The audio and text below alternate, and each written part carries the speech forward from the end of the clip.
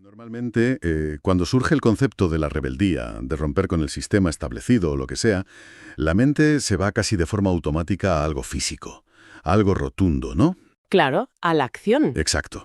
Viene a la cabeza la imagen de alguien lanzándose a lo desconocido, rompiendo moldes, manchándose las manos de barro en el mundo real.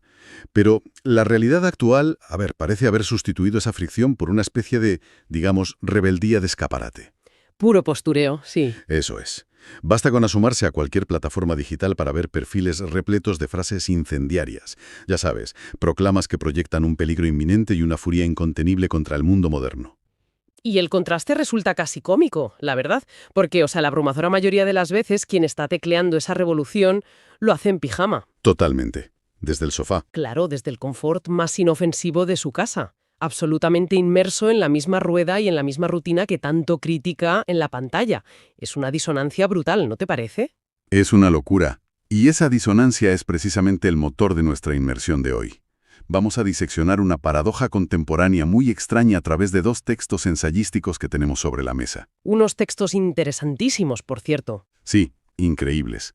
Porque plantean una pregunta fascinante para quien nos escucha. O sea, ¿por qué la sociedad actual tiende a idolatrar a pensadores que, en la práctica, fracasaron rotundamente a la hora de vivir? Mientras marginamos o tratamos con cierta condescendencia a aquellos sabios que lograron una coherencia vital absoluta. Es el gran dilema de nuestra época. Exacto. Así que la misión de este análisis a fondo es entender cómo hemos llegado a este punto. Y para ello vamos a utilizar a dos titanes del siglo XIX como espejos de los males de nuestra era digital. Hablamos, por supuesto, de Friedrich Nietzsche y Henry David Thoreau. Son literalmente las dos caras de la moneda sobre cómo el ser humano puede enfrentarse a la existencia. Y los textos que analizamos hoy los contraponen de una forma brillante. Muy brillante, ¿sí? Y no tanto para juzgar su valía puramente académica, sino para usarlos como un termómetro de nuestra propia salud cultural. Muestran cómo la forma en que una sociedad elige a sus héroes intelectuales revela en el fondo sus miedos más profundos. Vale, vamos a desempacar esto, porque el texto plantea a Nietzsche como el rey indiscutible de lo que denomina el simulacro. Así lo llama, sí. Y esto es algo muy visible en el día a día. Todo el mundo se ha cruzado con Nietzsche en el muro de alguna red social, ¿verdad? Madre mía, a diario. Esas frases que destilan una fuerza sobrehumana, pura testosterona intelectual. Proclamas como «lo que no me mata me hace más fuerte». O esa tan poética de «hay que tener caos dentro de sí para dar a luz a una estrella danzarina». Un clásico de las redes. Claro, y se utilizan para adornar biografías o, yo qué sé, darle un aire profundo a un vídeo corto de alguien yendo al gimnasio levantando pesas. Lo fascinante aquí es lo que revelan las fuentes sobre esa gigantesca brecha entre la épica literaria que él construyó y su realidad material. Su vida real, vaya. Exacto. Nietzsche se erigió como el gran profeta de lo dionisíaco. Hablaba constantemente del cuerpo, del vino, del éxtasis, de la fuerza indomable de la voluntad frente a una moral decadente. Celebraba la embriaguez de la vida. Sobre el papel, claro. Sobre el papel, porque la lectura atenta de su biografía nos muestra una vida diametralmente opuesta. Vivió de forma monacal, recluido, huyendo constantemente de un clima que castigaba su salud. Sí, iba de pensión barata en pensión barata. Eso es. Era un enfermo crónico, asediado por problemas estomacales gravísimos, casi ciego, y dependía de fuertes medicamentos para soportar unas migrañas que, lo paralizaban durante días. Y esa es la parte que más choca de todo esto, porque el clímax de su vida no fue convertirse en ese célebre superhombre invencible y ruidoso del que teorizaba sin parar. Para nada. Su punto de quiebre fue un colapso mental absoluto en una plaza de Turín.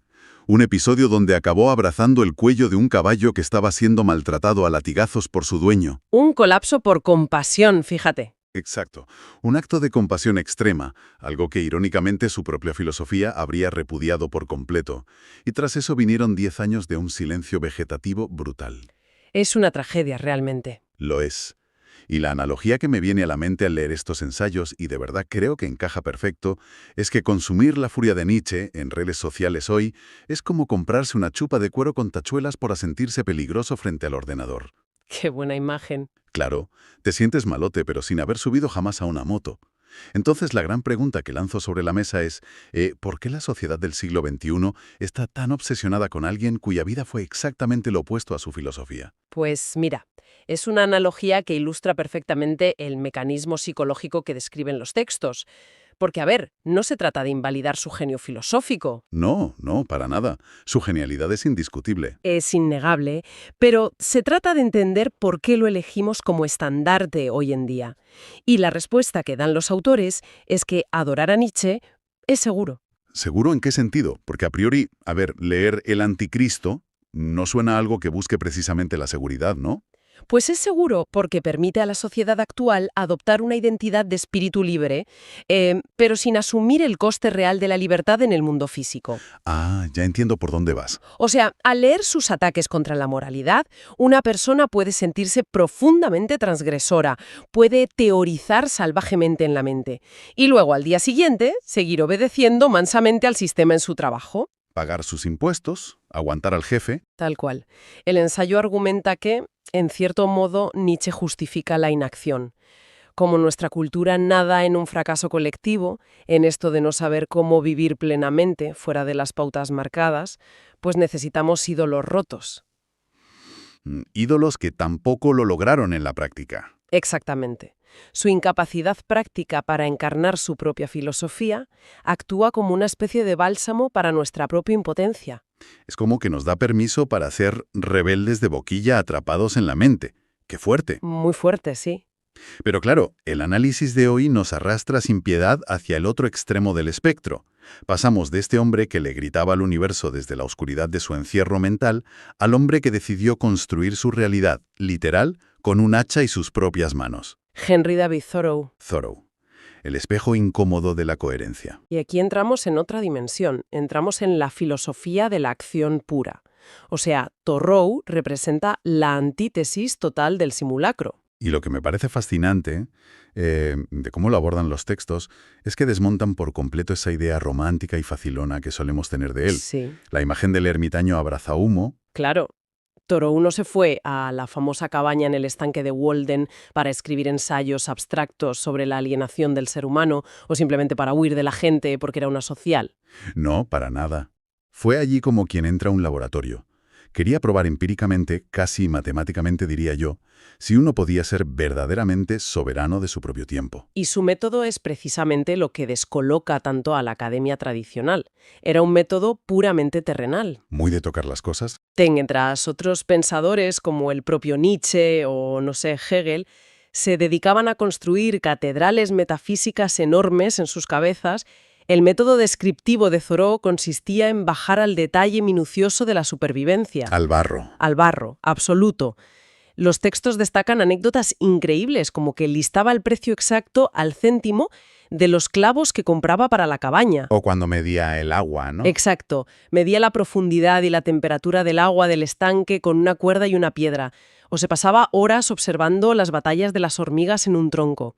Su gran experimento fue demostrar algo muy incómodo. A ver, Que reduciendo al máximo esas necesidades ficticias que nos impone la sociedad, un ser humano puede proveerse de lo estrictamente necesario trabajando unas 6 semanas al año. 6 semanas.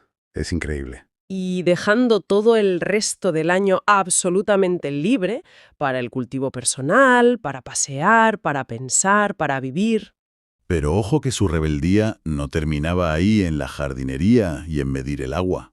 Porque cuando el Estado le exigió un impuesto de capitación, un dinero que iba destinado a financiar la guerra contra México y el mantenimiento del sistema esclavista, Thoreau simplemente dijo que no. Se plantó. Se plantó.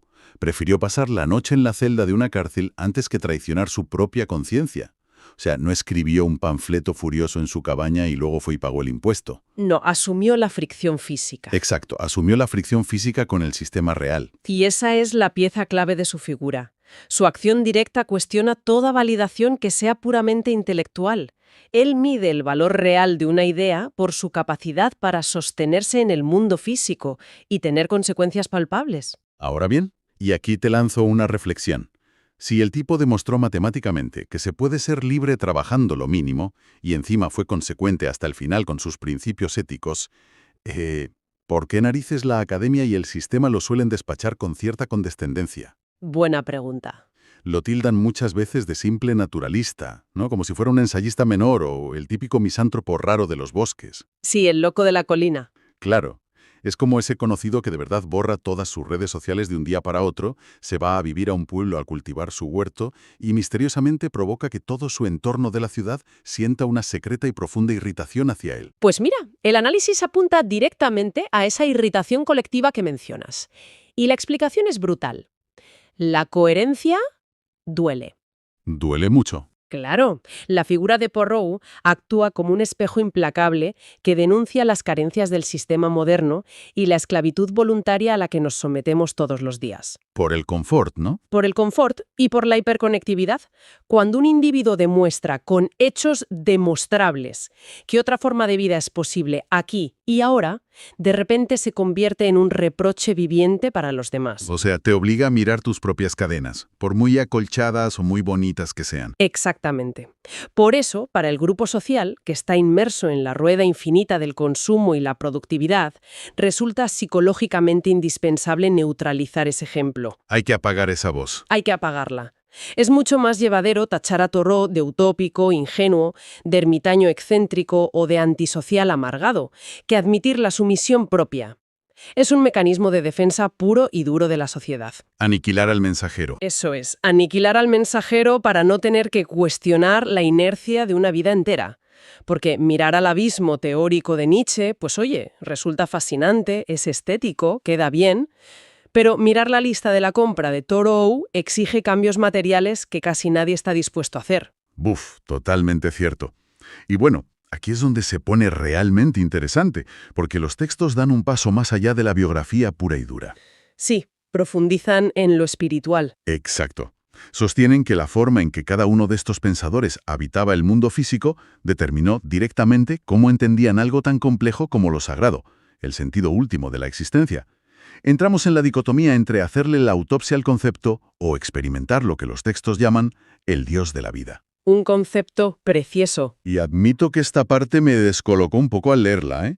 Porque yo siempre había pensado que la famosa frase de Nietzsche, aquello de «Dios ha muerto», era simplemente la declaración oficial del ateísmo moderno, un punto y final. Es lo que nos enseñan en el instituto, claro. Sí, pero los ensayos dicen que no mató a nada, sino que le hizo la autopsia a un cadáver de papel. O sea, ¿a qué se refieren exactamente con esto? Pues se refieren a que Nietzsche en realidad combatió fantasmas puramente intelectuales. Hay que entender muy bien su contexto. Él creció en un ambiente de un protestantismo asfixiante. Un corsé tremendo. Tremendo. Rodeado de mujeres muy piadosas, pastores, una moral estricta. Así que el Dios al que él ataca con tanta furia no es una experiencia viva del misterio del universo, sino un concepto moral judeo-cristiano que él percibía desde niño como el enemigo de la vitalidad. Un concepto de papel, claro. Eso es. Y el intelectualizar tanto esa lucha cayó de lleno en la trampa de su propio laberinto. Al demoler la teología tradicional con una ferocidad argumentativa que era inigualable, lo que hizo en el fondo fue crear más teología, pero en negativo. Teología del vacío. Exacto. Su ateísmo radical seguía estando profunda y enfermizamente obsesionado con la figura de Dios. Se pasó toda su vida haciendo la disección forense de una idea que ya estaba muerta en su interior. Y por tanto, pues nunca logró salir de las ruinas de esa catedral teórica que él mismo derrumbó. Claro. Visto así, parece que se quedó atrapado discutiendo eternamente en un foro de Internet contra sus propios demonios, ¿sabes? Sí, gastando toda la batería en eso. Gastando toda su energía vital en ganar un debate abstracto. Mientras tanto, en la otra orilla, tenemos el trascendentalismo de Thoreau que plantea un contraste que es abismal. La noche y el día. Thoreau no pierde ni un segundo discutiendo sobre dogmas o debatiendo la existencia divina en un papel. Simplemente apaga el ruido, sale por la puerta de su cabaña y se va a dar un paseo por el bosque. Si conectamos esto con el panorama general de lo que venimos hablando, vemos que su acercamiento a lo sagrado era un misticismo puramente físico. Físico al 100%. Para Thoreau, lo divino no residía en las iglesias con olor a humedad y con los techos cerrados. Estaba diluido en la propia naturaleza. Los ensayos relatan cosas impresionantes, como que él leía la creación, por así decirlo, simplemente observando cómo se derretía la arena y el hielo en la ladera de las vías del tren durante la primavera. Era su forma de rezar. Sí. Y describen que zambullirse en el agua helada del estanque de Walden cada mañana no era solo una cuestión de higiene, era su verdadero bautismo diario. Claro, y la gran diferencia aquí es la presencia frente al aislamiento. El ateísmo radical de Nietzsche era un síntoma evidente de su confinamiento, tanto mental como físico. Solo lidiaba con conceptos en su cuarto. Solo conceptos. Y al derribar el concepto, ¿qué quedó? Solo quedó el vacío, el nihilismo más absoluto. En cambio, Thoreau, al basar toda su filosofía en el contacto directo con la tierra, pues saltó por encima de todo ese fango intelectual directamente hacia la salud. Hacia la vida. Hacia la vida. Experimentar al Dios de la vida, como dicen muy bien los textos, requiere estar ahí presente. Exige atención plena, exige ensuciarse las botas en el barro y, sobre todo, el enorme coraje de enfrentarse al misterio sin el paraguas protector de ninguna teoría escrita. No se puede pensar el estanque, hay que mojarse en él. ¡Qué buena frase! Entonces, ¿qué significa todo esto para el mundo hiperintelectualizado de hoy?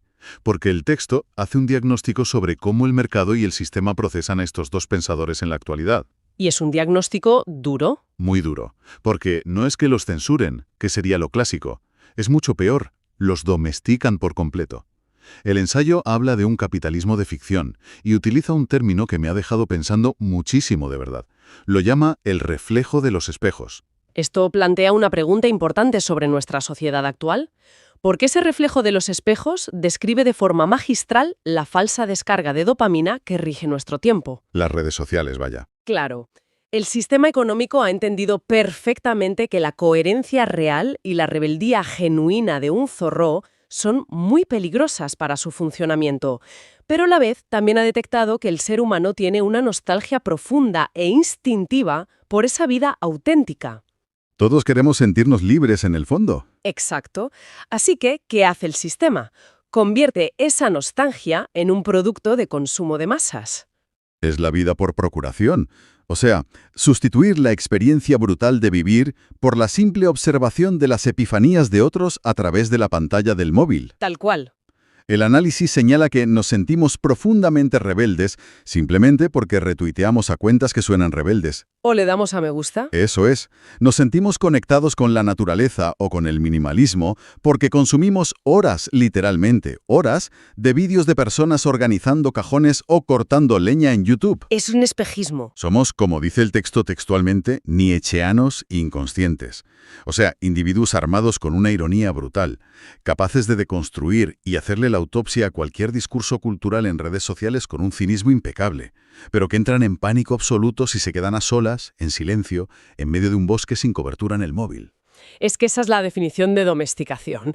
Y el fenómeno de la mercantilización afecta a ambos filósofos de maneras que, fíjate, casi parecen una broma macabra del destino. Ya ves. Fijémonos un momento en cómo el mercado ha absorbido a la figura de Thoreau, por ejemplo. Lo de Thoreau es traca, sinceramente. Ha pasado de ser el emblema histórico de la reducción extrema de necesidades a convertirse básicamente en el santo patrón del glamping. Sí, el glamping, exacto. Hoy en día se venden tiendas de campaña de lujo que te cuestan miles de euros. Una locura. Se diseña ropa de montaña de alta costura que está pensada exclusivamente para pasear por el asfalto de las grandes ciudades o para ir a por el pan. El típico abrigo de expedición ártica para ir en metro por Madrid. Exacto. Y se publican ediciones especiales carísimas y minimalistas de Walden, solo para que queden bonitas adornando mesas de centro en salones de diseño. O sea, el sistema te permite comprar la estética pura de la desconexión. Te alquilan una cabaña rústica, eso sí, con wifi de alta velocidad y jacuzzi. Imprescindible el wifi. Claro, para pretender ser Thoreau durante un fin de semana, calmar un poco la angustia vital subiendo un par de fotos a tus redes y volver el lunes a la oficina como un engranaje del sistema perfectamente engrasado. Es la estética de la rebeldía. Sí, pero completamente vaciada de su riesgo y sobre todo de su renuncia material. Y ojo que el tratamiento corporativo que le han dado a Nietzsche no se queda atrás, ¿eh?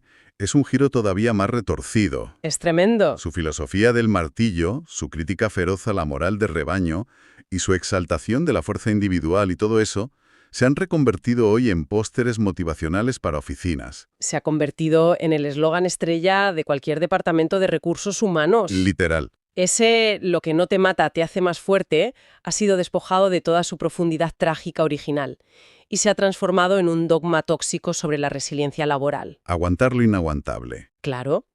Se utiliza para justificar entornos de trabajo tóxicos y cargas inasumibles. Si el empleado se quema por el estrés pero aguanta estoicamente, está demostrando ser ese superhombre corporativo del mes. Qué perversión del concepto. Total. Se coge a uno de los críticos más feroces de la sumisión humana y se le utiliza precisamente para que la gente soporte la explotación sin protestar.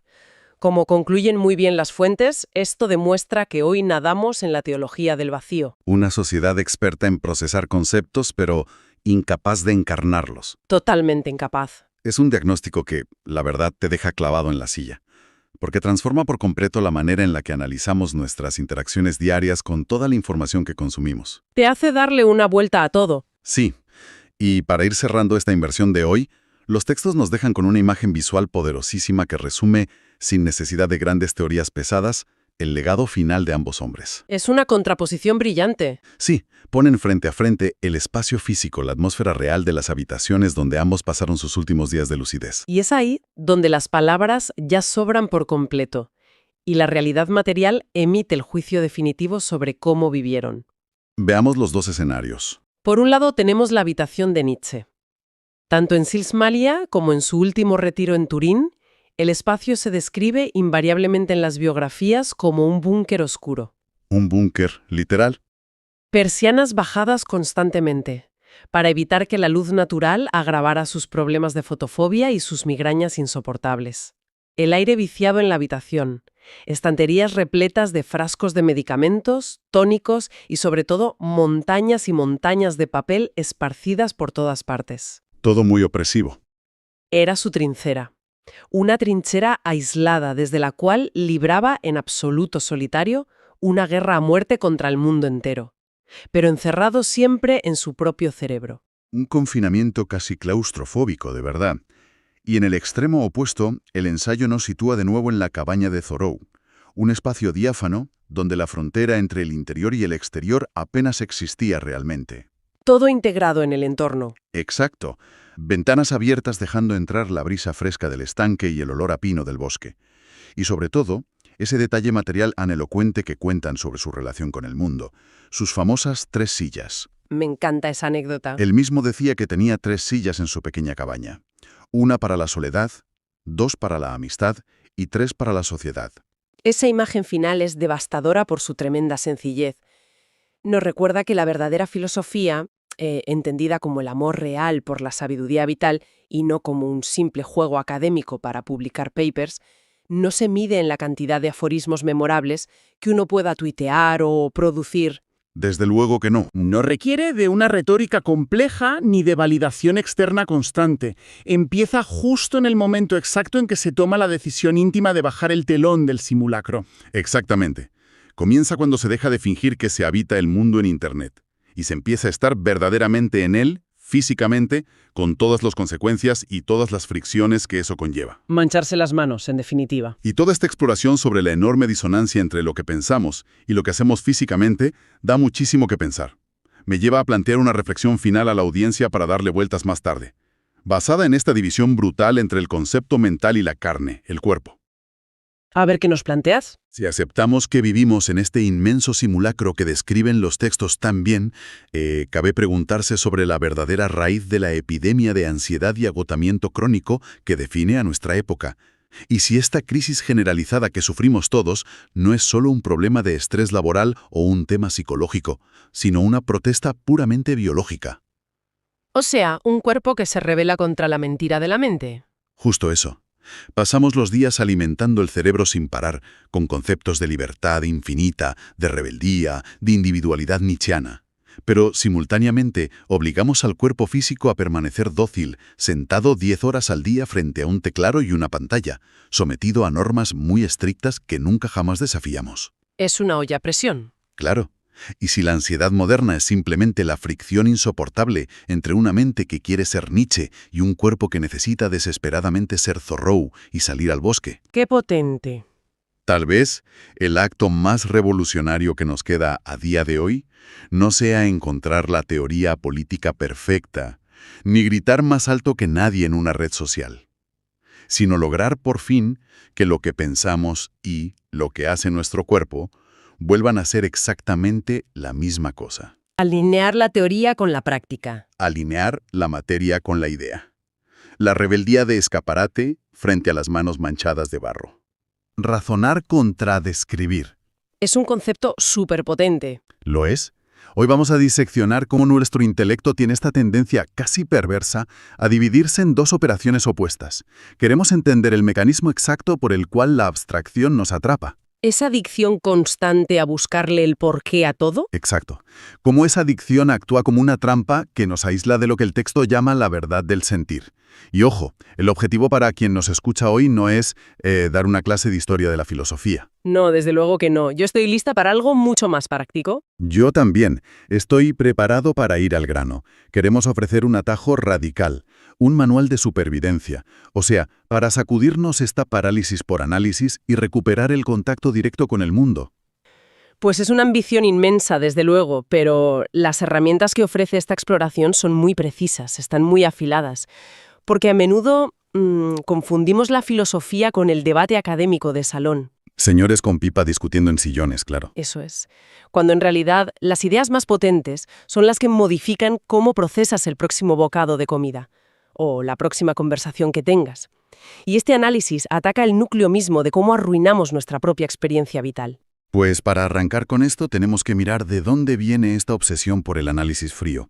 Y el material nos lleva directamente al epicentro del pensamiento occidental, a René Descartes. Palabras mayores, ¿ya? Claro. Y a ver, asumo que cualquiera que esté prestando atención a este análisis ya conoce el cliché. En el colegio nos graban a fuego que Descartes es el arquitecto indiscutible de la racionalidad matemática. El famosísimo pienso, luego existo. Eso es. O sea, cuando visualizamos su legado pensamos en geometría analítica, en mentes completamente separadas de los cuerpos, en una lógica implacable, fría y, bueno, estéril. Sí, como una calculadora humana. Pero lo que estamos explorando hoy le da la vuelta a ese tablero por completo. Porque resulta que en el corazón de esa filosofía hay una premisa que contradice esa frialdad de una forma espectacular. Totalmente. Y esto es algo que se suele omitir. Se nos revela que dentro de ese acto de pensar, dentro del cogitare original, siempre ha estado contenido el sentir. Exacto. O sea que sufrir dolor físico o que la imaginación más desbordante son en realidad formas elevadas y vívidas de pensamiento. Y claro, aquí yo tengo que frenar un momento. Dime. Porque, a ver, vamos a desgranar esto. Siempre se nos ha enseñado que Descartes es el padre de la lógica fría. ¿Cómo encaja el sufrimiento o la imaginación en esa misma categoría matemática? Suena contradictorio, ¿no? Pues lo fascinante aquí es que la caricatura que hemos hecho de la historia de la filosofía es, bueno, trágica. Hemos castrado intelectualmente a Descartes. Le hemos convertido en esa calculadora temprana que decías. Ya, le hemos quitado toda la carne. Exactamente. La realidad de su propuesta era infinitamente más integral. El cogitare, o sea, el pensar, no rechaza la carne ni las tripas. De hecho, las necesita, como lienzo. Qué interesante. Y aquí radica el argumento central del texto de hoy.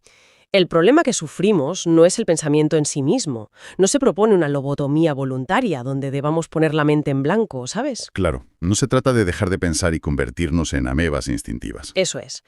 El cataclismo, el verdadero desastre, ocurre en el momento en que el intelecto humano decide bifurcarse. Ah, vale. O sea, es decir, el momento en el que establecemos un divorcio oficial entre la mente y el cuerpo. Precisamente. Cuando el intelecto se divide y otorga el estatus de pensamiento superior únicamente a la lógica abstracta y relega las sensaciones al sótano de la experiencia animal, por así decirlo. Como si sentir fuera de segunda categoría. Totalmente. Pero el texto sostiene que la verdadera soberanía, la autoridad genuina sobre lo que significa estar vivo, pertenece a la descripción vivencial, pertenece al sentir. Entendido como una forma legítima de pensamiento. Exacto, y no a la tiranía del razonamiento abstracto. En el instante en que le extirpamos al pensamiento su capacidad de sufrir, de saborear la sal o de sentir el frío, lo dejamos completamente estéril. Se convierte en una máquina de procesar aire. Literalmente, máquinas procesando aire. Vale, entiendo el cisma. Si el origen del problema es esta separación, creo que tenemos que diseccionar la primera de estas dos operaciones enfrentadas. Vamos a ello. ¿Qué es exactamente esa maquinaria que encendemos cuando decimos que estamos razonando? Porque, a ver, la sociedad moderna idolatra la razón. La pone en un pedestal, sí. Pero al tirar del hilo etimológico en el material, la cosa se oscurece bastante. La palabra razonar viene del latín rationari, que, ojo a esto, no significa iluminar la verdad o comprender el universo. Significa calcular, significa tasar. Tasar, esa es la clave. Ponerle precio a la experiencia desde una distancia segura y aséptica. Es fuerte, ¿eh? Es como si estuviéramos en una aduana constante. Esta operación intelectual se define como una pura teoría que se repliega sobre sí misma. ¿Sí? En lugar de abrazar el fenómeno físico, pues se dedica a combinar ideas abstractas. Construyendo leyes y justificaciones todo el rato. Mira, para que nos entendamos bien. Es como invitar a alguien a una cena exquisita, con ingredientes de primerísima calidad, preparados por un chef maestro. Un festín. Un festín absoluto. Y en lugar de llevarse el tenedor a la boca y, bueno, permitir que las papilas gustativas hagan su trabajo, la persona se queda mirando el plato. Ya sé por dónde vas. Se queda ahí y empieza a calcular mentalmente el desglose de macronutrientes, a estimar, yo qué sé, el margen de beneficio que está sacando el restaurante. Y la logística de cómo llegó el pescado hasta ahí, claro. Exacto. Deduciendo la cadena de suministro logístico de la merluza. Ha construido un andamiaje intelectual majestuoso, digno de un premio Nobel de Economía, pero no tiene ni la más remota idea de a qué sabe el plato. Es un ejemplo perfecto. Y lo peor de todo esto no es que se pierda el sabor de esa merluza en concreto. Lo grave es el mecanismo cognitivo que se esconde detrás. ¿A qué te refieres exactamente? Pues a que la mente humana tiene un ancho de banda limitado. Si destinas, digamos, el 80% de tu energía neuronal a construir ese andamiaje, a calcular y tasar el entorno, estás retirando literalmente recursos fisiológicos. Ah, claro, recursos que necesitas para saborear. Exacto, los recursos necesarios para el procesamiento sensorial. Estás robando la sangre de tus sentidos para alimentar tu abstracción. Por eso este enfoque intelectualiza tanto la vida que genera una distancia insalvable con las cosas. Te separa del mundo. Te separa. Y esto nos lleva a la palabra más devastadora de toda esta exploración, a mi juicio. El razonamiento, entendido así, anestesia. Ostras, anestesia. Frena ahí un segundo porque esa palabra es un dardo envenenado. Es fuerte, sí. A ver, cuando pensamos en anestesia, normalmente pensamos en alivio del dolor. Alguien te opera, te pone en anestesia y, chico, das las gracias. Claro, es una salvación médica. Pero claro, en este contexto, el coste de no sentir dolor es no sentir absolutamente nada. Exactamente. La anestesia no discrimina. Apaga los receptores del terror y del dolor, sí, pero también erradica por completo la posibilidad del éxtasis o del placer. Te deja plano. Plano total. Al abordar la vida, que es por naturaleza un evento caótico y visceral, como si fuera un problema matemático que exige una solución, activamos ese mecanismo paralizante. Ya, queremos controlarlo todo. Claro, el ser humano contemporáneo tiene un afán desesperado de control y prefiere renunciar al cuerpo y al impacto directo de la realidad con tal de no enfrentarse a la incertidumbre. Y al hacer eso, pues queda prisionero. El texto tiene un concepto brillante para esto. Lo llama el laberinto de la mente. Un laberinto que construimos nosotros mismos. Construimos muros hechos de justificaciones, de teorías, de causas hipotéticas. Y esos mismos muros nos impiden tocar la textura real de las cosas. Y vaya si lo vemos hoy en día. Lo vemos amplificado con una fuerza brutal. Yo lo veo constantemente en esta obsesión moderna por la optimización. O sea, hay una necesidad imperiosa de tener un porqué para absolutamente todo. Sí. Nada puede ser gratuito. Nada. La gente ya no sale a correr para sentir el viento en la cara o el cansancio en los músculos. Salen a correr porque tienen que bajar sus pulsaciones en reposo para optimizar una métrica en una aplicación móvil. Han convertido el acto físico en un racionario constante. Totalmente. Míralo con los dispositivos para monitorizar el sueño. O sea, hay personas que desarrollan cuadros de insomnio severo precisamente por la ansiedad que les genera no estar alcanzando los porcentajes lógicos de sueño profundo que les exige su propio reloj. Es el colmo de la ironía. Han intentado razonar y calcular tanto el descanso que han destruido su capacidad natural de simplemente, cerrar los ojos y abandonarse al cansancio corporal. Es que ese es el ejemplo paradigmático de cómo el cálculo asfixia la experiencia. Y además pone en evidencia una dinámica muy perversa. ¿Cuál? Que la sociedad nos premia por ser este tipo de calculadores. Nos aplauden por tener siempre una explicación racional, una causa identificada para cada microcomportamiento. Y sin embargo, eso mismo nos condena a una desconexión existencial profunda. Es verdad. Se ve como algo positivo ser súper analítico con todo. Entonces, A ver, si estamos de acuerdo en que este laberinto del cálculo perpetuo nos anestesia y nos aleja del mundo real, tiene que haber una salida. La hay. La mente no puede estar condenada a procesar el vacío para siempre. Y aquí es donde el análisis introduce la operación mental antagonista, el antídoto absoluto contra el ratio sanari, que es la descripción viva. La operación que unifica lo que el cálculo había destrozado en 1000 pedazos. Volvemos a la etimología que, como siempre, pues rara vez miente. Describir viene del latín describere, que es copiar, transcribir un modelo, trazar una línea siguiendo el contorno de algo real.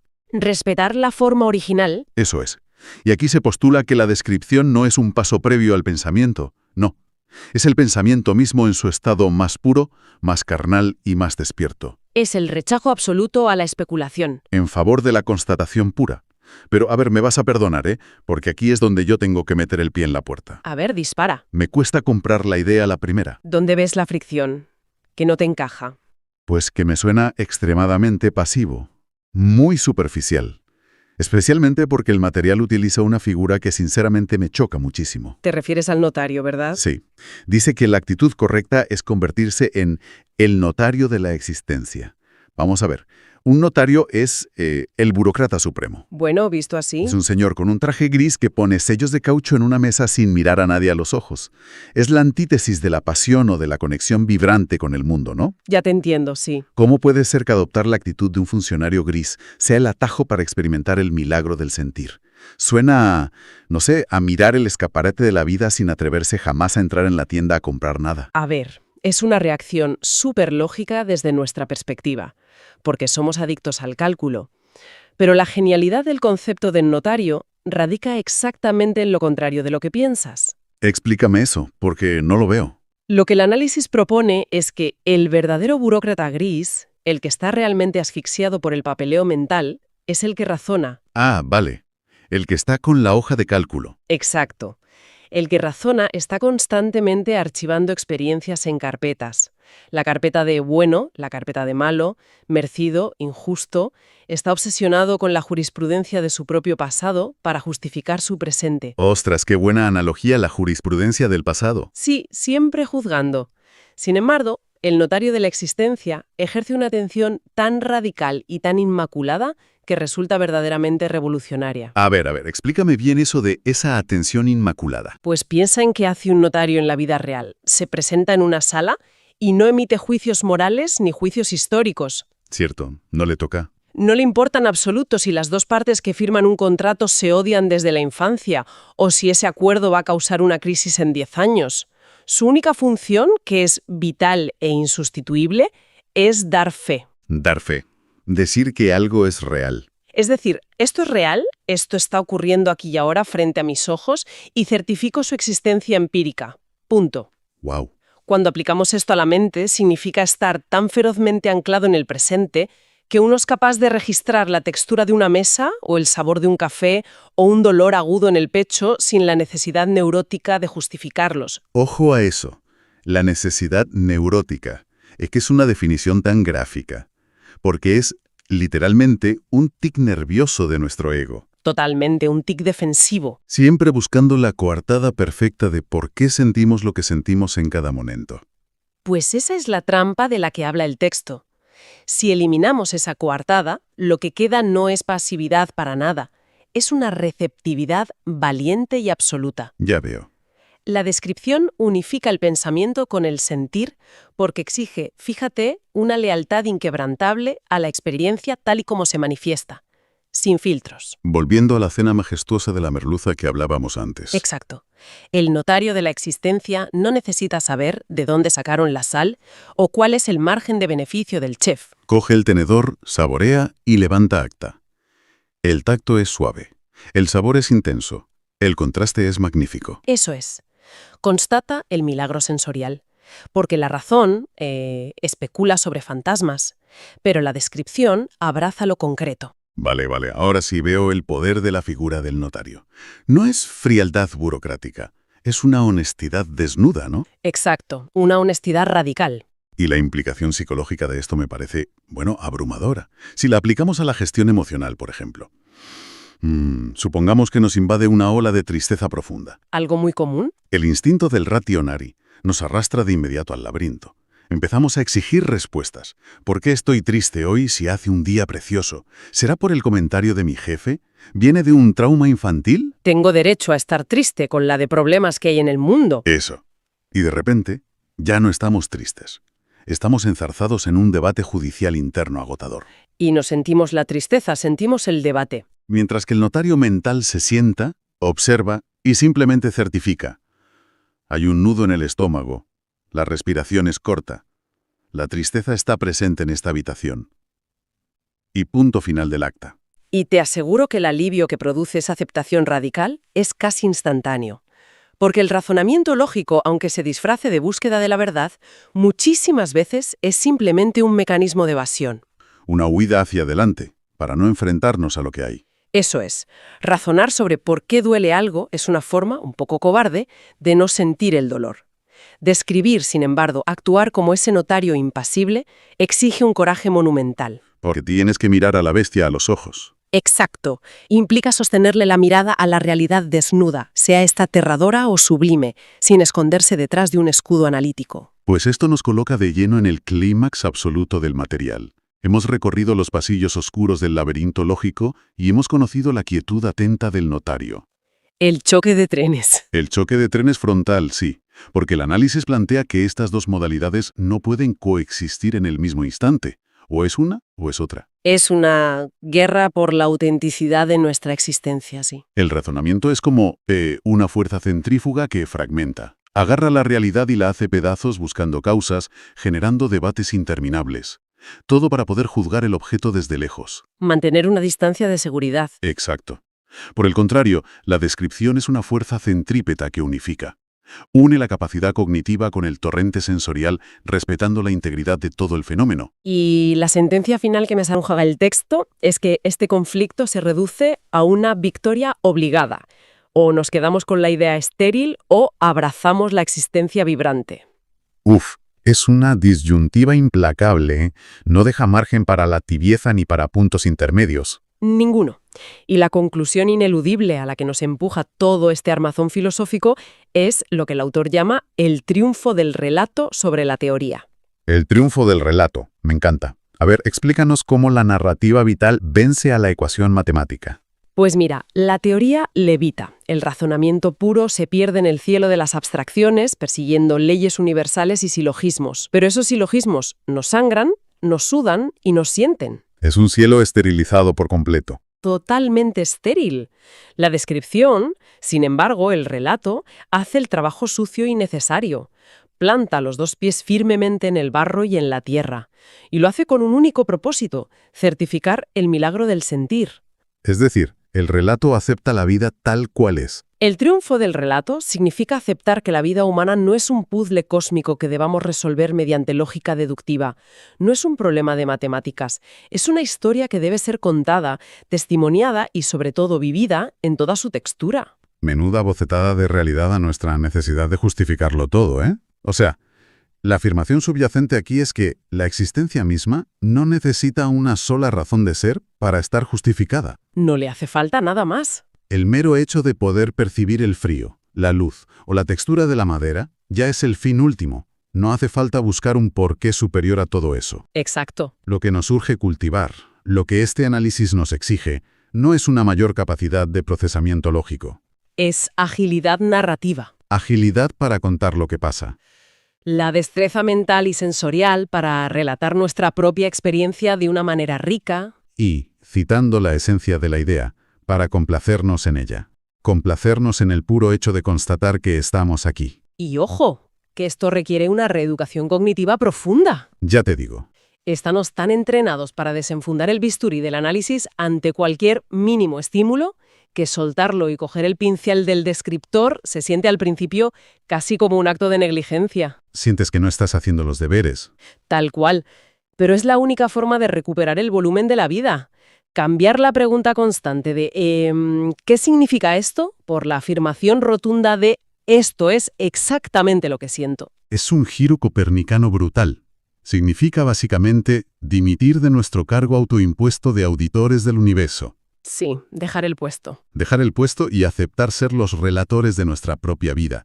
A ver, A lo largo de esta inmersión, la verdad es que hemos desmantelado bastante equipaje mental. Bastante, sí. Empezamos derribando esa figura intocable del Descartes calculador, descubriendo que el pensamiento real exige la presencia de la carne y el sufrimiento. Una sorpresa para muchos, seguro. Totalmente. Luego, desnudamos el mecanismo tóxico del racionar o cufre. Vimos cómo esa adicción a tasar y calcular pues nos consume el ancho de banda y nos inyecta una anestesia paralizante. Ese laberinto donde solo hay ecos. Y ninguna experiencia real. Y finalmente, pues hemos encontrado el rescate en el arte de transcribir la realidad, en ese notario valiente que renuncia a la coartada neurótica del porqué. Para simplemente levantar acta del milagro sensorial del presente. Es un trayecto fascinante, de verdad. Desde la disección asfixiante hacia la totalidad vibrante. Y creo que la gran victoria de comprender estos mecanismos es que su laboratorio de pruebas es inmediato. Lo tienes al alcance de la mano. No hace falta retirarse a una montaña sagrada. El campo de batalla es la próxima interacción humana que tengamos, el próximo atardecer o la próxima ráfaga de incertidumbre que nos asalte. Exactamente ahí reside el verdadero valor de todo esto. Y por eso, para cerrar ya, quiero dejar sobre la mesa un pensamiento provocador. A ver, cuéntame. Una derivada lógica de todo lo que hemos explorado hoy. A ver, vivimos asfixiados en una era que idolatra el dato empírico, que mide la productividad de cada respiración, vamos. La tiranía de los relojes inteligentes y el rendimiento. Eso es. Exigimos una causa científica para cada fluctuación del comportamiento. La tiranía del por qué es absoluta. Pero, ¿qué pasaría si a partir de que salga el sol mañana decidiéramos suspender temporalmente esa dictadura? Ostras.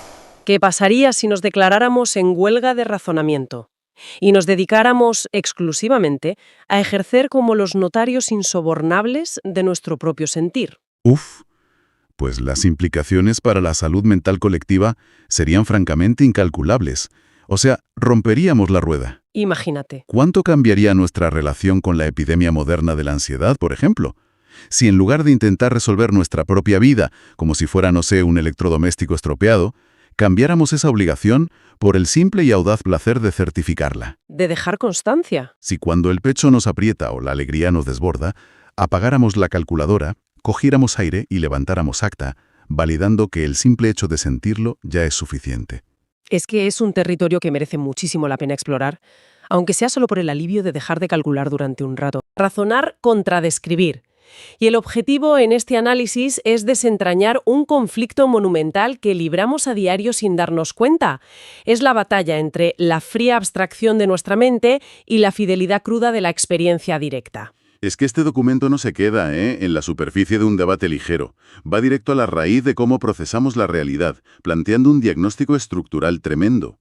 Sugiere que el intelecto humano tiende a bifurcarse en dos avenidas radicalmente opuestas frente a cualquier fenómeno vital. Dos caminos que no tienen nada que ver el uno con el otro. Nada. Por un lado tenemos la inercia de razonar, que es lo habitual, y por otro la opción mucho menos transitada, de describir.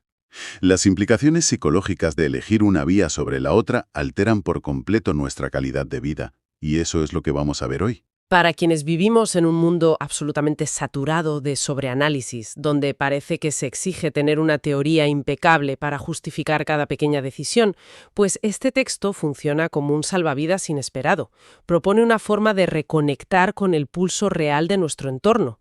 Y para empezar a entender esta dicotomía, el documento rescata a un gigante de la filosofía, René Descartes. Palabras mayores. Ya ves, pero lo hace desde un ángulo que rompe por completo los esquemas tradicionales que solemos tener sobre él. Claro. Es que, históricamente, la mención de Descartes evoca de inmediato su famosa máxima del pienso luego existo. Y la verdad es que hemos heredado una interpretación de ese pensamiento vinculada casi en exclusiva al intelecto gélido, al raciocinio algebraico. A la lógica pura y dura, vamos. Eso es, lógica deductiva pura. Lo fascinante aquí es que el texto recupera una matización vital sobre su concepto original del cogitare, del acto de pensar. La premisa cartesiana auténtica incluye una revelación que hemos sepultado bajo siglos de racionalismo. ¿Y cuál es esa revelación exacta según los apuntes? Pues que dentro del propio acto de pensar convive de forma inherente e inseparable la capacidad de sentir. Ostras, eso requiere detenerse un momento para asimilarlo bien. Porque yo misma, al leer las notas, me quedé sorprendida. son sumamente específicas en este punto. Indican que el dolor, la imaginación e incluso el sufrimiento no son interrupciones del pensamiento. Para nada. Son formas sumamente vívidas del mismo. O sea, desde esta perspectiva, una punzada de dolor de estómago o el asombro repentino al presenciar un atardecer no son eventos desconectados del intelecto, son procesos de pensamiento en sí mismos. Es que hemos levantado una muralla artificial entre la cognición en el cerebro y la sensación en el cuerpo. El verdadero choque que plantea la fuente no enfrenta a la brillantez intelectual contra la ignorancia. Ese no es el debate. Entonces, ¿cuál es el campo de batalla real? El campo de batalla real se sitúa entre la dictadura del razonamiento abstracto, que opera como una mente desvinculada y flotante, y la soberanía de lo que el texto llama descripción vivencial, que no es otra cosa que el intelecto encarnado, habitando el presente sin filtros teóricos. Vale, para visualizar mejor la diferencia abismal entre pensar desde esa desconexión o desde el sentir corporal, propongo que nos traslademos mentalmente a un restaurante de alta cocina. Me parece un ejemplo perfecto. Imaginemos. Supongamos que una persona se sienta a la mesa y le entregan el menú. Puede leer la carta de principio a fin, memorizar la composición química de cada plato, estudiar cuántas calorías tiene una esferificación de aceituna. Indagar en la biografía del chef, comprender la tradición culinaria del sitio. Exacto, todo eso. O sea, todo eso es un esfuerzo intelectual titánico y totalmente válido, ¿no? Sí, un esfuerzo que sin embargo no aporta absolutamente nada sobre el sabor real del plato. Ni un solo matiz. Cero. Esa misma persona podría dejar la carta a un lado, coger un tenedor, llevarse la comida a la boca y simplemente experimentar el bocado. Sentir lo que pasa en ese momento. Tal cual. Notar el contraste de temperaturas, la textura crujiente, el ácido, el dulce. El proceso de diseccionar el menú y el proceso de saborear la comida suceden en la misma persona, pero transitan por circuitos incompatibles. Circuitos totalmente diferentes. La lectura del menú proporciona datos sobre la comida, pero la degustación es la pura experiencia de alimentarse. El comensal que memoriza los ingredientes se encuentra bajo la lupa del documento que analizamos hoy en el territorio del razonamiento, y quien cierra los ojos y constata la salinidad en su paladar está, por el contrario, en el terreno de la descripción. Es una diferencia brutal. La disección que hace el texto de esa primera actitud, la de razonar, resulta verdaderamente incisiva. Al rastrear la etimología en las fuentes, descubrimos que razonar proviene del latín rationareari, un verbo que se traduce directamente como calcular o tasar. Calcular y tasar son términos que evocan, no sé, la labor de un auditor frente a una hoja de cálculo interminable, midiendo pérdidas y ganancias. Sí, esa actitud de contable. Y esa postura tiene consecuencias profundas cuando se aplica a la vida íntima. El texto define esta postura como un pensamiento que se enrosca sobre sí mismo, alimentándose de pura teoría. En lugar de abrazar la crudeza de ese plato de comida de nuestra analogía. Exactamente. El razonamiento se dedica a empaquetar ideas abstractas, buscando leyes causales y construyendo silogismos de hierro. La advertencia central de las fuentes es tajante. Quien razona no experimenta su entorno, sino que le interpone kilómetros de distancia analítica. Lo aleja por completo. Convierte lo vivo en un concepto, y al hacerlo logra anestesiar el impacto vital. Anestesiar. Me parece clave esa palabra. La elección de ese término en los apuntes no parece casual. Alude a la eliminación del dolor, por supuesto, pero conlleva el precio ineludible de perder toda sensibilidad, de adormecer por completo el contacto con lo real. Es un precio altísimo. Y hoy en día vemos este mecanismo anestésico por todas partes. Pensemos en la industria del bienestar y sus aplicaciones tecnológicas. Ahora mismo, una persona puede despertarse por la mañana y en lugar de estirar los brazos, respirar profundo y preguntarse cómo siente su cuerpo hoy, lo primero que hace es consultar una pantalla. Coge el reloj inteligente de la mesilla, claro. Eso es. Lo mira para que una aplicación le diga, mediante un algoritmo matemático, qué porcentaje de descanso reparador ha tenido. O sea, hemos externalizado la sensación corporal hacia el cálculo de un dispositivo. Ese ejemplo ilustra la trampa de forma impecable. El razonamiento construye una torre de control monumental. Pretende ofrecer la métrica exacta y la justificación causal de cada parpadeo. Pero en ese ansia de tasar las horas de sueño profundo, se renuncia, como expone el documento de forma literal, al cuerpo y al sabor. Qué buena expresión. Gemonciar al cuerpo y al sabor. Sí, el individuo queda atrapado en un laberinto de métricas y deducciones, olvidando cómo se siente simplemente estar despierto. Vale, pero llegados a este punto, siento la necesidad de plantear una resistencia considerable a los argumentos del texto. A ver, dispara. Entonces, ¿qué significa todo esto? Si el razonamiento consiste en desentrañar las causas, en aplicar el rigor analítico para entender el universo, ¿no reside precisamente ahí el motor de la evolución humana? Entiende por dónde vas. Claro, esa curiosidad calculadora es la misma que ha erradicado enfermedades, levantado ciudades enteras y descifrado el genoma humano. Cuesta aceptar que una fuente califique la necesidad de justificar los fenómenos como una necesidad casi neurótica.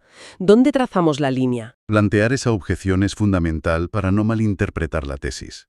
Si conectamos esto con el panorama general, resulta evidente que la crítica no va dirigida contra el progreso científico, tampoco contra la capacidad intelectual que nos permite construir un puente colgante. Vale, el texto no es anticiencia. Para nada. El peligro radica en el instante en que extrapolamos esa herramienta calculadora diseñada para dominar el entorno físico y la aplicamos como un bisturí sobre nuestra propia experiencia íntima y emocional. ¿Entendido? Es el error clásico de utilizar un martillo para atornillar un tornillo. Destrozas el material en el proceso. Es un fallo de categoría monumental. Intentamos resolver nuestras tristezas o nuestros miedos como si fuesen ecuaciones de segundo grado, que deben despejarse. La etiqueta de necesidad neurótica se justifica por la compulsión subyacente. Esa necesidad de controlarlo todo. Eso es. Frente a una experiencia dolorosa o incluso abrumadoramente bella, nuestra mente, movida por el pánico a lo incontrolable, se lanza a construir un andamiaje teórico. Buscamos un marco psicológico o una teoría sociológica para encapsular lo ocurrido. ¿Y qué conseguimos con eso? Pues que esa maniobra especulativa nos blinda contra el impacto directo. Miramos la existencia desde la barrera, convencidos de que, al haber etiquetado el evento, mantenemos el control sobre él. ¡Ostras! Ese exceso de teorización encubridora lo practicamos todos constantemente. Imaginemos la recepción de un mensaje de texto de una persona que nos gusta y resulta ambiguo, o más seco de lo normal. Madre mía, el clásico mensaje que te deja dando vueltas en la cama. Exacto. En lugar de sostener la incomodidad corporal del miedo al rechazo o la inseguridad visceral del momento, arrancamos una maquinaria analítica hiperactiva. Y empezamos a investigar. Tal cual. Empezamos a desleanar por qué ha usado un punto final en lugar de exclamaciones. Revisamos el historial de conversaciones. Cruzamos datos con sus niveles de estrés en el trabajo. Y generamos 3 teorías paralelas sobre su comportamiento. Como si fuéramos detectives privados de nuestras propias emociones. Sí. Y todo ese inmenso desgaste intelectual sirve única y exclusivamente para no tener que admitir ante uno mismo un simple «estoy sintiendo miedo a perder a esta persona». ¡Qué gran verdad! Esa huida hacia el sobreanálisis para evitar la vulnerabilidad es la esencia del razonamiento como anestesia. Y frente a esta huida, la alternativa que expone el documento aporta una claridad casi deslumbrante. El texto defiende a capa y espada el camino de la descripción. Que es la otra gran avenida. Exacto. Y, nuevamente, la etimología marca la ruta. La palabra describir viene del latín describere, que se traduce como copiar, transcribir con fidelidad un modelo original. Las fuentes elevan esta acción a la máxima pureza del pensamiento, lo definen como un acto profundamente despierto y encarnado. Hay una expresión en los apuntes que me parece definitoria para esto. Hablan de actuar como notario de la existencia. Y aquí es donde la cosa se pone realmente interesante. Porque, pensemos, ¿cuál es la función real de un notario en nuestra sociedad? ¿Levantar acta, básicamente? Claro, un notario no emite juicios de valor. Si alguien acude a firmar la compra de una vivienda, el notario no le interroga sobre la viabilidad macroeconómica de la hipoteca, ni evalúa si el comprador está tomando una decisión emocionalmente madura. Su única misión es dar fe de los hechos concretos. Una persona compra un inmueble, este es el precio y hoy es miércoles. Exacto. Se limita a atestiguar lo real, sin añadir especulaciones periféricas. Pues el descriptor vital opera exactamente bajo esa misma premisa. Su función es levantar acta de la vida. Se limita a constatar hechos palpables, temperaturas corporales, angustias o deleites. Pero la clave diferencial radica en la ausencia total de esa urgencia neurótica por dotarlos de una coartada racional. O sea, no intenta explicarlos. Para nada. Quien describe no intenta elaborar una tesis doctoral con su sufrimiento para ganar una discusión interna.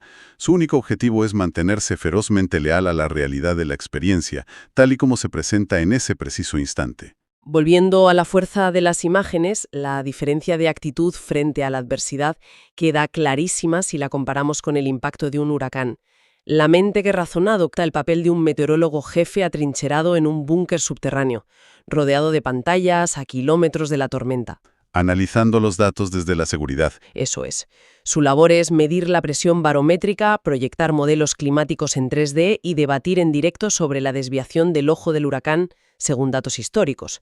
Un trabajo intelectual innegable, sin duda. Pero un trabajo que no conlleva sentir el impacto de una sola gota de lluvia sobre la piel. Exactamente. Su traje sigue perfectamente seco. En el extremo opuesto, el que describe encarna la figura de la persona que se encuentra en plena calle bajo el ojo del huracán. ¡Qué imagen tan potente! Es que no hay gráficas sobre el viento. Simplemente atestigua su fuerza destructiva. Piensa cosas como: el agua me ciega, el frío me cala los huesos, el ruido es ensordecedor, me siento minúsculo. Esa persona está sumergida en el fenómeno vivo, constatando su crudeza de primera mano. Es que esa inmersión requiere exponerse a la intemperie emocional, y eso asusta. La comodidad del búnker meteorológico es seductora porque es segura y predecible. Relatar la propia existencia asumiendo el papel de ese observador directo demanda una valentía extraordinaria. No es para cualquiera, desde luego. Al describir, renunciamos al escudo protector de las explicaciones intelectuales. Significa dejar que el dolor te atraviese, sin el amortiguador de una justificación que lo vuelva tolerable. Pero cuidado, también implica permitir que la alegría desborde, sin intentar racionalizar si la merecemos o no. Buf, eso último nos cuesta muchísimo también. Claro. No hay anestesia posible cuando se abraza lo real de frente. Esa valentía cruda nos lleva directamente a la confrontación central que proponen nuestras fuentes.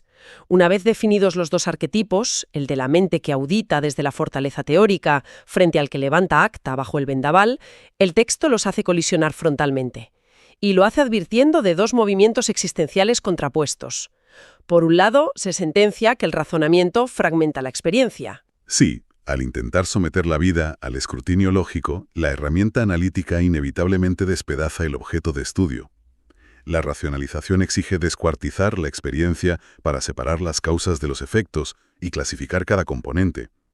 Exige alejarse de la realidad para poder juzgarla desde una supuesta objetividad.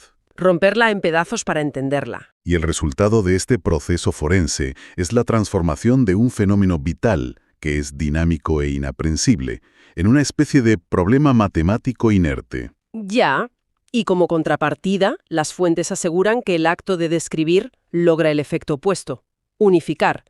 Al registrar y atestiguar lo vivido, se recompone la conexión cartesiana entre pensar y sentir, preservando el misterio orgánico de la experiencia. Esa es la magia de la descripción. Pero a ver, este esquema plantea una duda bastante incómoda. Si asumimos que razonar rompe y separa, mientras que describir une y nos ancla al presente, insinúa este análisis que cada vez que nos enzarzamos en profundas discusiones teóricas sobre el fracaso de un proyecto, por ejemplo, o los motivos ocultos de un malentendido, estamos en el fondo escabulléndonos de la realidad. Esto plantea una pregunta importante, sin duda. O sea, ¿deberíamos considerar la teorización constante como una sofisticada forma de cobardía emocional, según este texto? Pues mira, ahí tocamos el núcleo más punzante del documento. La lectura minuciosa avala totalmente esa interpretación. Escudarse tras una muralla de teorías elaboradas opera como un mecanismo de fuga perfeccionado. Cuando el texto acusa al razonamiento de distanciar y anestesiar, señala directamente a nuestra incapacidad para tolerar la incomodidad de los hechos desnudos. Porque duelen. ¡Claro que duelen! Enfrentar el duelo por un fracaso personal implica transitar por terrenos pantanosos y dolorosos. Terrenos que son mucho menos manejables que una pizarra llena de diagramas sobre responsabilidad compartida y errores de comunicación en diferido. Si razonar el desastre, asumimos el rol de tribunal supremo de nuestra propia biografía. Renunciamos a la vivencia genuina para conformarnos con emitir el veredicto. Es como si prefiriéramos ser el juez antes que el protagonista. El documento nos reta a permanecer firmes en la incertidumbre del presente, Suspender el juicio y sostener la unión indisoluble de mente y cuerpo frente al misterio que supone estar vivos es una tarea hercúlea, porque requiere de poner las armas de la dialéctica constante con la que pretendemos someter el universo. Es rendir esa necesidad incesante de tener la última palabra sobre por qué pasan las cosas, y este desarme nos conduce hacia la conclusión final que extraen las notas. Se formulan unos términos muy literarios, planteando la resolución de este choque como el triunfo del relato sobre la teoría. ¡Qué frase más bonita! Representa el combate entre la frialdad de la idea estéril y el pulso agitado de la existencia vibrante. Esa idea estéril es la argumentación perfecta, inatacable sobre el papel, pero carente por completo de vida. Un cascarón vacío. Frente a ella se erige la existencia vibrante, que es la vida narrada desde el sudor, el barro y la imperfección de lo cotidiano, validando la experiencia sin disculparse por ella. Básicamente, la propuesta exige abandonar el refugio de los conceptos etéreos. Ese lugar donde todo encaja armónicamente, pero donde no existe aire respirable. Exige mancharnos las manos con la textura de la realidad inmediata, bajar de las nubes analíticas y volver a pisar tierra firme. El propósito de ese descenso no es otro que certificar de manera consciente y atenta el portento orgánico que supone sentir. La idea es de recordar que la inmensidad de la experiencia humana se capta mediante la atención plena, no a través de una argumentación impecable.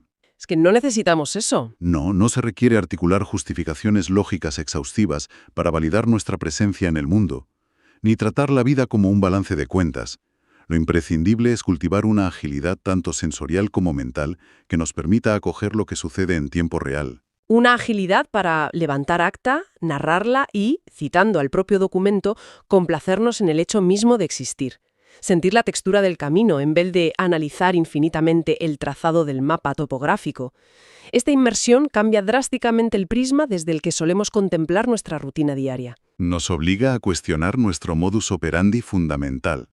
Y como cierre, me parece oportuno plantear una derivada de esta lectura aplicable a nuestra realidad contemporánea, a ver si te encaja. Adelante, te escucho. Si aceptamos la premisa de que el raciocinio funciona como una droga adormecedora frente al contacto directo con la vida, resulta inevitable observar a la sociedad actual bajo una luz distinta. Habitamos un ecosistema hiperconectado, donde la obsesión por el análisis de datos, el escrutinio pormenorizado de cada comportamiento y el debate polarizado son constantes absolutas. Vinimos rodeados de ruido teórico. Exacto. Entonces cabe preguntarnos si todo ese despliegue analítico es síntoma de una civilización más aguda y sofisticada, o si, por el contrario, somos una especie colectivamente aterrorizada que ha erigido un mecanismo de defensa masivo, cimentado en la teoría, para evadir el vértigo abrumador de simplemente sentir la crudeza de la vida real. ¡Wow! La posibilidad de que todo nuestro andamiaje intelectual moderno sea, en gran medida, un refugio inmenso para no sentir, es una reflexión que lo trastoca todo. Y la verdad, deja mucho en lo que pensar a quien nos escucha hoy. La próxima vez que nos sorprendamos sobreanalizando obsesivamente un pequeño bache cotidiano o buscando certezas matemáticas en una relación humana, convendría recordar aquella radiografía en la consulta del médico. Esa línea blanca dentada. Sí. Podemos dedicar la vida entera a contemplar el destello reconfortante de la línea blanca, aferrados a su precisión engañosa. O podemos apagar la pantalla, salir a pisar el asfalto y limitarnos a atestiguar cómo el frío nos corta la respiración. Digamos cómo nos relacionamos con la esencia de la existencia, o lo sagrado, llámalo como quieras. Y el punto de partida es fuerte. O sea, el texto dice literalmente que somos unos analfabetos del Dios de la vida. Es una afirmación que escuece un poco, sobre todo hoy en día. Claro, porque, tenemos más acceso a la información que nunca. Y para aterrizar este concepto, me gustaría usar una metáfora. O sea, imagínate que como sociedad hemos elegido meternos en un laboratorio a oscuras. Vale, un laboratorio oscuro, mala pinta. Sí, y ahí dentro preferimos, leernos entera la página de la Wikipedia sobre la composición química de una fresa. La estudiamos bajo una luz fluorescente horrible, analizamos su fructosa, clasificamos las semillas, todo súper intelectual. Claro. En lugar de lo más lógico, ¿no? Exacto. En lugar de, salir al campo en un día soleado, arrancar una fresa silvestre y darle un bocado. O sea, morder la fresa debería ser la lección obvia para cualquiera. Totalmente. Pero la exploración de hoy se centra justo en eso. O sea, en esa idea tan demoledora de que a pesar de tener tantos datos y tanto conocimiento enciclopédico, hemos perdido la capacidad de saborear la existencia. Somos analfabetos en el idioma de la vida, como bien decías. Y para entender por qué hoy en día nos cuesta tanto salir a morder esa fresa, tenemos que buscar al culpable. O bueno, al que empezó a montar ese laboratorio. Tenemos que hablar del forense jefe del siglo XIX, que no es otro que Friedrich Nietzsche. Madre mía, palabras mayores. A ver, el contexto es clave aquí, porque nos situamos en la vieja Europa. Y las mentes más brillantes estaban redactando el acta de defunción de la divinidad con una precisión quirúrgica. Sí, sepultando lo sagrado bajo toneladas de filosofía y un nihilismo súper denso. Y aquí entra la famosa proclamación de Nietzsche que todos hemos visto en camisetas, o en tazas, esa de que Dios ha muerto y nosotros lo hemos matado. Claro, y la narrativa popular siempre nos ha vendido eso como un triunfo espectacular, ¿verdad? Como el clímax de la razón humana sobre la superstición y el miedo. Una victoria. Pero la realidad detrás de esa frase es otra historia completamente distinta, ¿no? Es que hay un malentendido colosal con eso. A ver, no es un grito de victoria para nada, es el diagnóstico de un colapso total. O sea, hay que entender de dónde venía Nietzsche. Este hombre no apareció un buen día con un martillo en la mano de la nada. Claro, venía de una familia súper religiosa, si no recuerdo mal. Exacto. Era hijo y nieto de pastores protestantes en Prusia. O sea, imagínate su infancia. Estaba saturadísima de una teología asfixiante, de un rigorismo moral donde el cuerpo, fíjate, era visto casi como algo pecaminoso, como un estorbo. Un mero trámite lleno de culpa antes del juicio final, vamos. Eso es. Creció bajo un dios de los domingos que era un juez implacable. Así que, cuando madura y su intelecto estalla, su obra es, en el fondo, una rebelión superinstintiva contra todo eso. O sea que él desenmascaró que esa religión era una especie de construcción psicológica, ¿no? Nacida del miedo. Totalmente. Él vio clarísimo que era un mecanismo inventado por gente que le tenía un miedo atroz a la vida, a la imprevisibilidad, gente resentida con el cuerpo y con el sufrimiento que conlleva existir. Vale, te lo compro. Pero aquí voy a hacer un momento de abogado del diablo. A ver, ¿no era entonces Nietzsche una figura absolutamente innecesaria? O sea, ¿no estaba haciéndole la autopsia a un cadáver que de alguna forma la sociedad ya llevaba en la cabeza? Sí, sí. A ver, la demolición era súper necesaria. Era un paso histórico ineludible para liberar el intelecto europeo de esas cadenas, digamos.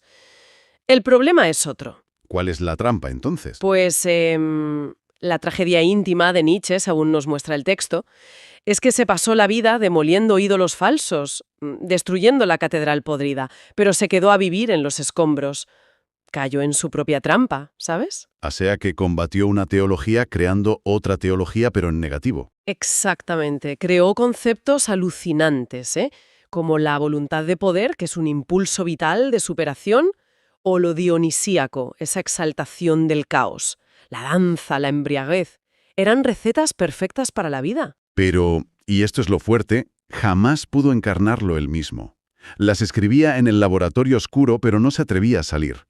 O sea, si miras la biografía de sus últimos años de lucidez en Sils Maria o en Turín, es súper triste. Es que es desolador, sí. Yo me imagino esas habitaciones y parecen la celda de un búnker. O sea, un cirujano del espíritu con las persianas bajadas todo el día porque la luz le hacía daño en los ojos. Lleno de frascos de medicamentos para las migrañas y el estómago. Exacto, empastillado, rodeado de montañas de papel, luchando él solo contra los fantasmas de Occidente. Escribió el mejor tratado sobre la fresa, pero su estómago no toleraba ni un trocito de la fruta real. Estaba asfixiado. Asfixiado, respirando el polvo de la catedral que él mismo había demolido, fíjate. Proclamó la muerte de Dios en el papel, pero, claro, nunca supo encontrar al Dios de la vida fuera de sus libros. Se quedó en la teoría pura y dura.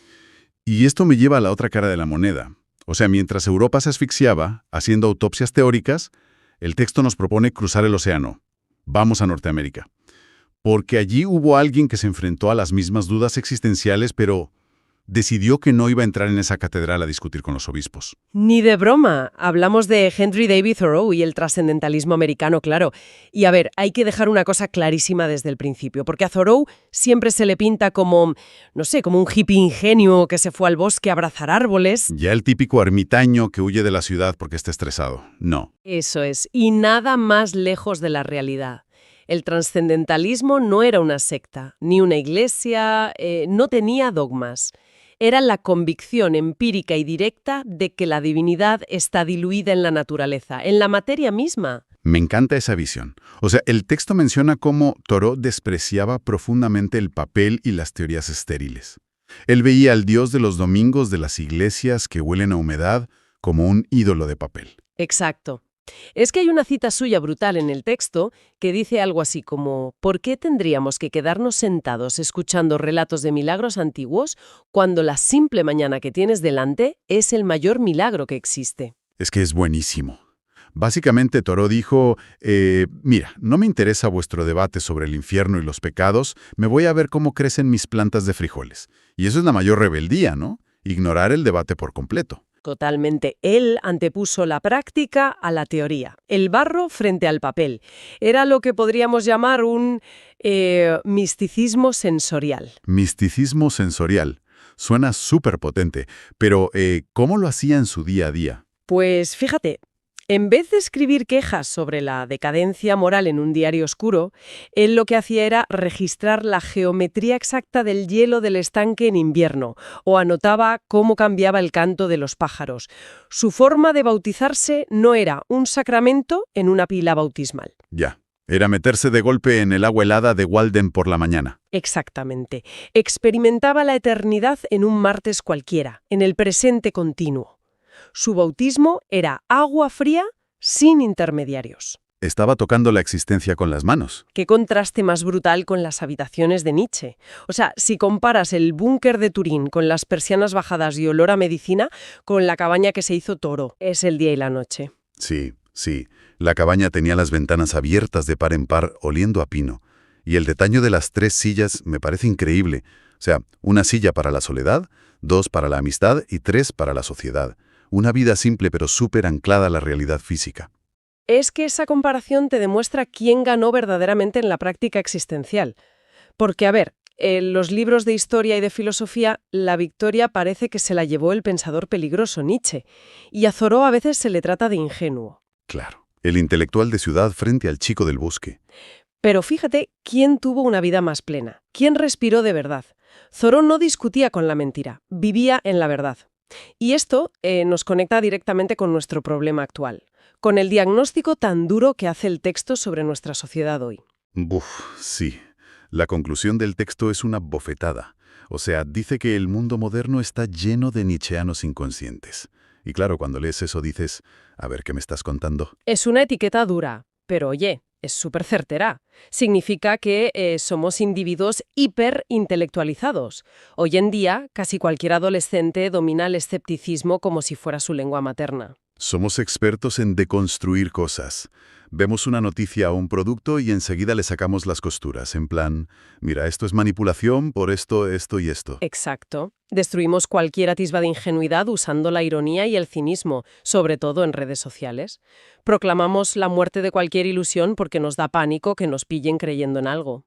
Y eso es lo que el texto llama nadar en la teología del vacío. O sea que sabemos perfectamente por qué todo es falso y tóxico, pero no tenemos ni idea de qué es verdadero o de cómo construir algo real. Exactamente. Somos unos forenses estupendos, sabemos hacerle la autopsia a todo nuestro entorno cultural, pero no sabemos cuidar de nada que esté vivo. Es que hemos heredado la furia analítica de Nietzsche y también su encierro, porque nos encerramos en el búnker digital de las redes. Y a la vez hemos perdido por completo la capacidad de asombro de Thoreau. El texto menciona el pánico que nos da el silencio del bosque. Sí, es un miedo visceral a estar solos con la realidad sin filtros. Y a mí me hace pensar mucho en cosas súper cotidianas. Por ejemplo, hasta qué punto somos hoy incapaces de ver, no sé, una puesta de sol increíble sin sentir la necesidad biológica de sacar el móvil. O sea, interponemos la pantalla entre nosotros y la realidad para validar que eso existe. Es buenísimo ese ejemplo. Hemos sustituido el intelecto de papel del siglo XIX por el intelecto digital de las pantallas. El móvil es, digamos, nuestro laboratorio portátil. Claro, porque mirar la puesta de sol a palo seco nos abruma. Nos abruma muchísimo porque exige vulnerabilidad, exige estar en silencio bajo un árbol y simplemente tolerar o disfrutar el latido crudo de la vida. Y como somos analfabetos para experimentar al Dios de la vida de forma directa, necesitamos convertir esa puesta de sol en un archivo de datos, en un post, para poder procesarlo en nuestra cabeza. Es como si nos aterrara comernos la fresa de verdad y tuviéramos que sacarle una foto para luego estudiarla en casa. Es una ceguera contemporánea tremenda. Lo es, lo es. Hemos elegido aislamientos voluntarios súper sofisticados. Sabemos descifrar subtextos culturales en Internet, pero nos da ansiedad salir a la intemperie a que nos dé el viento en la cara sin llevar auriculares. Bueno, creo que toca hacer un poco de recapitulación porque el viaje de hoy ha sido intenso. Hemos navegado entre dos formas radicalmente opuestas de entender la existencia. Desde luego. Dos polos extremos. Por un lado, la disección intelectual en un cuarto oscuro, esa autopsia constante que nos deja aislados y amargados. Y por otro, el abrazo sensorial a la vida, el misticismo inmanente de Thoreau desde una cabaña abierta al bosque y a la experiencia cruda. Y el por qué importa todo esto, que es lo vital que debemos llevarnos hoy, es que el verdadero conocimiento, el que transforma de verdad, exige atención plena. Exige el coraje de ser libres en la práctica, y no solo pensar y debatir sobre la libertad en los comentarios de un foro. No destruyes la mentira discutiendo con ella. Exacto. La mentira no se destruye con argumentos brillantes, se destruye atreviéndote a vivir de forma afirmativa, manchándote las manos de barro, por así decirlo. O sea, cerrando la Wikipedia y yendo a morder la fresa silvestre aunque esté un poco ácida. Esa es la actitud. Pues quiero cerrar este análisis dejando una pregunta en el aire para la gente que está al otro lado. Algo para masticar cuando apaguen el audio. Porque construyendo sobre esta idea de nuestra dependencia brutal a las pantallas y el miedo que le tenemos al silencio puro, A ver, dispara, que nos dejas en tensión. si resulta que toda esta furia analítica, esta ironía y este cinismo que volcamos sin parar en nuestras pantallas es solo el eco de aquel búnker triste de Nietzsche. ¿Qué pasaría si un día de repente se cae la conexión en todas partes? El apocalipsis moderno. Sí, las baterías se agotan y las pantallas se funden a negro. Y nos quedamos a solas con el silencio denso y real de un bosque. Si de verdad constatamos que somos unos absolutos analfabetos del idioma de la vida, la pregunta es, ¿cuál debería ser la primera letra del abecedario que intentemos reaprender mañana por la mañana? ¡Qué barbaridad de pregunta! Da vértigo pensarlo, pero ojalá nos atrevamos a buscar esa primera letra. Ahí queda esa reflexión para quienes nos escuchan. Ha sido una exploración fascinante, enfrentándonos a nuestras propias contradicciones a través de estos colosos del pensamiento. Muchísimas gracias por acompañarnos a desenredar todo esto hoy. A ti ha sido un verdadero placer.